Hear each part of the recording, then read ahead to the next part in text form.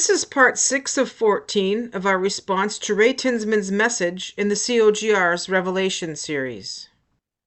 The apostles are kings and priests. Now, we have always taken verse number 6 as in a very general sense, and I won't just part with you, but I want you to give me your attention and let me talk to you for just a little bit. I think it's more properly put and more in context of these scriptures to know that John was making reference more to himself than he was to those he was writing to. He'll get to the message that he wants to give to them, but he's talking about himself more and saying, God has made me a king and me a priest. What chapter is that? Verse 6 of 2? 1:6. And while you got it, why don't you read it? And hath made us kings and priests unto God his Father. To him be glory and dominion forever and ever. Amen. Okay, so he's saying that the us there refers to apostles, not to the lay. And he and Steve both do that.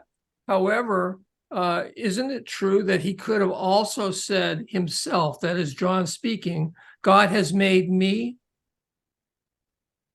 as opposed to us? I mean, it doesn't, if he'd meant that, he could have said that. But he didn't. Yeah. There's no reason here to think that it's the apostles. No, and so you get, they do such terrible exegesis. I mean, I keep repeating myself, but I'm so shocked sometimes when I look at this, because you wouldn't see that kind of error. I mean, nobody would do that unless if they had a theological axe to grind, I guess they might, but otherwise you'd never get there. Continues to show where they want this to fit, where they want it to take you. And I see them do that a lot. They do everything they can to point to them being in a place of authority, and you are beneath me. Exactly. This applies to the apostles. It does not apply to you. Right. 1 Peter chapter 2 says, you also, like living stones, are being built into a spiritual house to be a holy priesthood, offering spiritual sacrifices acceptable to God through Christ. And then Revelation 5 says, you have made them to be a kingdom and priests to serve our God, and they will reign on the earth. It's an effort to make the apostles everything, is really what it is. I don't get why the laity eat it up. I don't either. And actually, once I began to think about Ray as just simply being a liar, I'm sorry, but that's what it is. I don't know why people would follow somebody who was lying to them with such consistency. And I'm sure they don't see it as lying. They see it maybe as either they think he knows it and therefore they accept it as being true,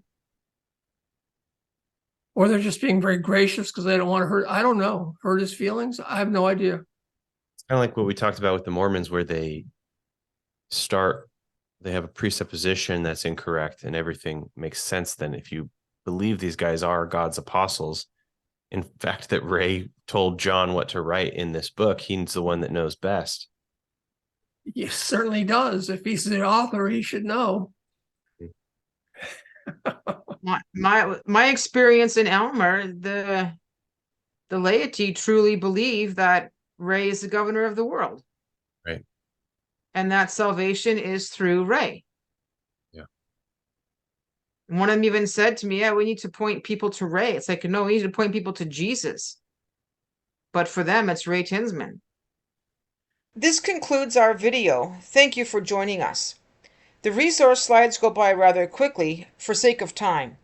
You may wish to pause on them to read them. There is a link in the description box to the Google Classroom where you will find the resources for this video. Disappointment is a bitter pill to swallow, paying back the hope I borrowed from someone I never knew. And it's a forfeit, humans in the suits of heroes, undressed by whispered conspiracies, in quest for the truth. But if the truth is what you're looking for, you don't get to choose the answers anymore. So tell me, do you really still believe that the truth will set you free?